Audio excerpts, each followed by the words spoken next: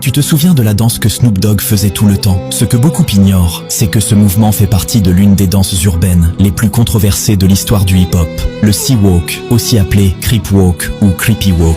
Cette danse est née dans les années 70, au cœur de la Californie, dans un contexte marqué par la vie de rue et les tensions entre gangs. À l'origine, ce n'était pas du divertissement, c'était un code d'identification, directement lié au gang des Crips. Chaque pas, chaque mouvement servait à afficher son appartenance, sans prononcer un seul mot. Et c'était extrêmement dangereux, car le gang rival, les Bloods, reconnaissait immédiatement ce signal. Voir quelqu'un exécuter le Sea Walk en pleine rue signifiait souvent qu'un affrontement pouvait éclater à tout moment. À l'époque, il était impensable de danser ce style dans un territoire rival ou dans une zone où la frontière entre gangs n'était pas claire. Aujourd'hui, le Sea Walk est devenu populaire, viral et pratiqué par beaucoup comme une simple expression de la culture hip-hop. Pourtant, dans certaines régions des États-Unis, les divisions entre Crips et Bloods restent très sérieuses. Ceux qui connaissent l'histoire savent que danser ce style au mauvais endroit peut encore être risqué. Une danse qui paraît anodine aujourd'hui, mais dont le passé reste lourd de sens et profondément marqué par la rue. Alors, selon toi, ces danses devraient-elles être pratiquées partout? Donne ton avis en commentaire et abonne-toi.